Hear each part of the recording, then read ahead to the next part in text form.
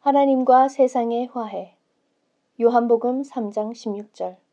하나님이 세상을 이처럼 사랑하사 독생자를 주셨으니 이는 그를 믿는 자마다 멸망하지 않고 영생을 얻게 하려 하심이라. 예수 그리스도를 바라보는 자는 그분 안에서 세상과 하나님을 동시에 보게 됩니다. 이제 그는 하나님 없는 세상을 볼 수도 없고 세상 없는 하나님을 볼 수도 없습니다. 에케 호모, 이 사람을 보라. 예수님 안에서 세상과 하나님의 화해가 이루어졌습니다. 파괴를 통해서가 아니라 화해를 통해서 이 세상을 이긴 것입니다.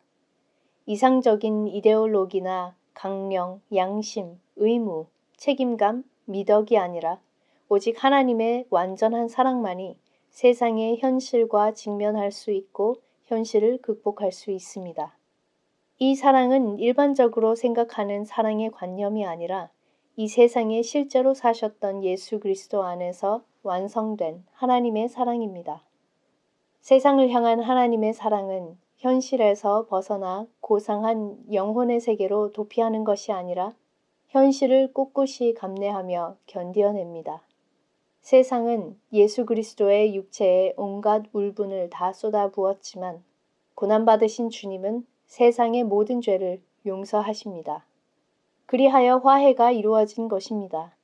하나님으로서 인간이 되신 예수 그리스도께서 중보자의 형상으로 하나님과 세상 사이에 들어와 모든 역사의 중심이 되십니다. 예수 그리스도의 중보자 형상에서 하나님의 비밀이 계시되는 동시에 세상의 비밀이 드러납니다. 중보자를 통해 세상이 하나님과 화해하게 된 놀라운 사건 앞에 어떠한 악의 심연도 숨기울 수 없습니다.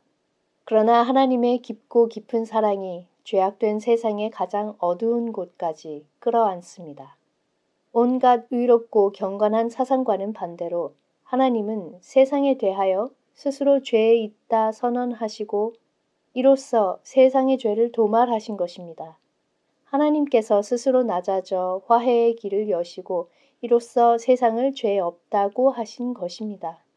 하나님께서 우리의 죄에 대해 책임을 지시고 죄로 인해 우리가 받아야 할 징계와 고난을 대신 담당하신 것입니다. 하나님께서 불신앙과 불경건의 죄를 대신 담당하시고 사랑이 미움을 대신하며 거룩하신 분이 죄인의 자리에 서신 것입니다. 이제는 하나님께서 친히 짊어지지 않고 고난당하지 않았거나 값을 치르지 않은 불신앙이나 미움, 죄는 더 이상 존재하지 않습니다. 이제 하나님과 화해하고 평화를 이루지 않은 세상이나 현실은 없습니다. 하나님은 사랑하는 아들 예수 그리스도 안에서 이 모든 일을 이루셨습니다. 에케 호모, 성육신 하신 하나님, 세상을 향한 측량할 수 없는 그 사랑의 비밀을 보십시오. 하나님은 인간을 사랑하십니다. 하나님은 세상을 사랑하십니다. 이상적인 인간이 아니라 우리의 있는 모습 그대로를 사랑하십니다.